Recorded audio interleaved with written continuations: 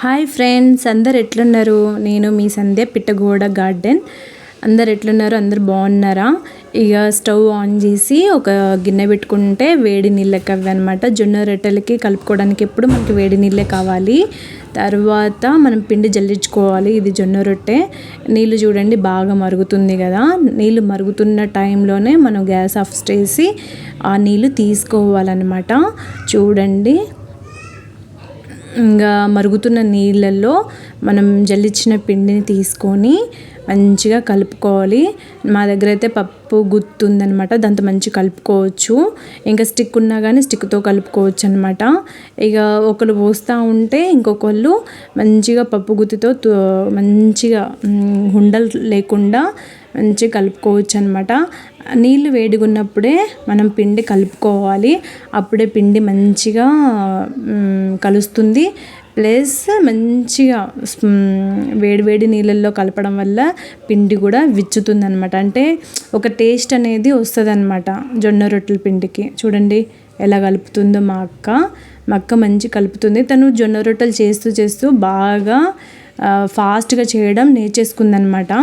మంచిగా తను చేస్తేనే మా ఇంట్లో వాళ్ళందరూ ఆవురని తింటారు చాలా టేస్టీగా. అందులో చికెన్ కర్రీ అన్నా, మటన్ కర్రీ అన్నా, ఫిష్ కర్రీ అన్నా ఉంటే మాత్రం చాలా టేస్ట్గా ఉంటుంది. తర్వాత మనం కొంచెం నీళ్ళు ఎక్కువైంది అనుకోండి, పైనుంచి పిండిలా వేసుకుంటూ కలుపుకోవచ్చు, ఏమీ కాదు. చూడండి మంచి కలుపుతుంది అనమాట. ఎలా కలుపుతుందో చూడండి. మంచిగా ఎంత బాగా కలుపుకుంటే పిండి అంత మంచిగా రొట్టెలు బాగా వస్తుంది. ఇంకొంచెం కలుపుకోవాలి. ఏంటంటే కొంచెం నీళ్ళు ఎక్కువైనాయి అనుకుంటా. మంచిగా బాగా కలుపుకుంటేనే మనకి రొట్టెలు టేస్ట్ వస్తుంది. దాన్ని మా మమ్మీ మంచిగా పిండి తర్వాత ఒక 5 నిమిషాల తర్వాత గిన్నెలో నుంచి కొంచెంగా పిండి తీసుకొని అలా పిసుకుతూ ఉండాలన్నమాట. అలా పిసుకుతూ ఉంటే మంచిగా రొట్టెలు మంచిగా స్మూత్గా వస్తాయి. జొన్న రొట్టెలు అనమాట. యాక్చువల్గా జొన్న రొట్టెలు తింటేనే ఆరోగ్యం అనేది, అసలు ఇమ్యూనిటీ పవర్ బాడీలో పెరుగుతుందనమాట. ఇమ్యూనిటీ పవర్ పెరగడం వల్లే మన ఆరోగ్యంగా హెల్తీగా ఏ పనైనా చక్కచక్క చేసుకోవచ్చు. పూర్వకాలంలో అంటే మా నాయనమ్మ మా మమ్మీ వాళ్ళ మమ్మీ నుంచి వాళ్ళు బాగా జొన్నలు, రాగులు, సంగటి అవన్నీ ఉంటాయి కదా, చాలా నేమ్స్ ఉన్నాయి. వాళ్ళు అవే తినేవాళ్ళు అనమాట. పండక్కి పబ్బాలకి అన్నం వండుకొని తినేవాళ్ళంట. వాళ్ళు ఇంకా అలా తినడం వల్ల చాలా బోన్స్ కాల్షియం అనేది చాలా స్ట్రాంగ్ ఉండేది. వాళ్ళకి కాల్షియం బాగుండేది అనమాట. అలా ఏ పనైనా చక్క చేసుకుంటూ వెళ్ళేవాళ్ళు. ఇక మా అమ్మమ్మ నాయనమ్మలు అయితే అవే తినేవాళ్ళు కాబట్టి 101, 102, 103 దాకా బతికారు వాళ్ళు. అన్ని సంవత్సరాలు బతికారు. మనకైతే మాత్రం మస్తు అసలు ఏం తిన్నా కానీ మనకి బలం వచ్చేదే కావట్లేదు. అసలు ఏ పని చేద్దామన్నా పని చాతవ్వట్లేదు అనమాట. మా అక్క చూడండి, తను జొన్నల రొట్టెలు చేసినా కానీ మంచిగా తింటుంది అనమాట. తను ఇంకా ఈ పని బాగా చక్క చేస్తుందండి. తను జొన్న రొట్టెలు చేసి అందరికి పెట్టింది కాక తను కూడా మంచిగా తింటుంది అనమాట. పని బాగా హెల్తీగా పని బాగా చేస్తుంది. తను నాకంటే పెద్దది మా అక్క. భలే చేస్తుంది అసలు, చక్క టకటకా చేస్తుంది. అంటే మనం ఇవన్నీ తినాలి. ఇప్పుడు మనం అందరం మానేసామన్నమాట. షుగర్ పేషెంట్ వాళ్ళే కాకుండా ప్రతి ఒక్కళ్ళు తినాలి. జొన్న రొట్టె, రాగులు, సంగటి, ఇవో చాలా నేమ్స్ ఉంటాయి. అవన్నిటినీ మనం రాగి జావలాగా, రొట్టెలక్క అన్నీ చేసుకుని ఏదో ఒక రకంగా దాన్ని తింటేనే మనకి ఇమ్యూనిటీ పవర్ అనేది మన బాడీలో బాగా పెరుగుతుంది. ఇమ్యూనిటీ పవర్ ఉండడం వల్ల మనకి చిన్న రోగాలు అంటూ ఏమీ రావన్నమాట. ఆ ఇమ్యూనిటీ పవరే మనకి కాపాడుతుంది.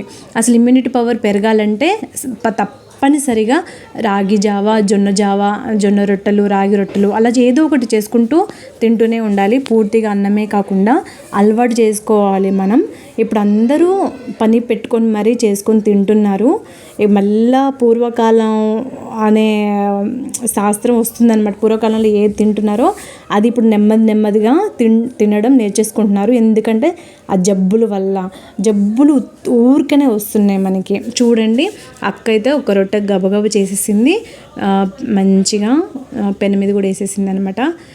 ఇంత మంచిగా కట్టెల పొయ్యి మీద వేసుకుంటే కూడా అదొక టేస్ట్ అండి భలేగా. మనకైతే చూడండి, పిండి పిండి అలా మళ్ళీ ఇంకోసారి చూపిస్తున్నానండి. ఇదైతే ఫస్ట్ ప్రాసెస్. పిండి తీసుకొని అలా పిసుకుతూ ఉండాలన్నమాట. ఎంత పిసుకుతే అంత మంచిది. కొంచెం నీళ్ళు కొంచెం ఆయిల్ కలుపుకుంటూ తీసుకుంటూ అలా బాగా పిసికి అలా చిన్న రొట్టె చేసుకొని మా అక్కకి ఇస్తే అక్క పేపర్ మీద ఇలా పెద్ద జొన్న రొట్టెలాగా తను చేస్తుందనమాట.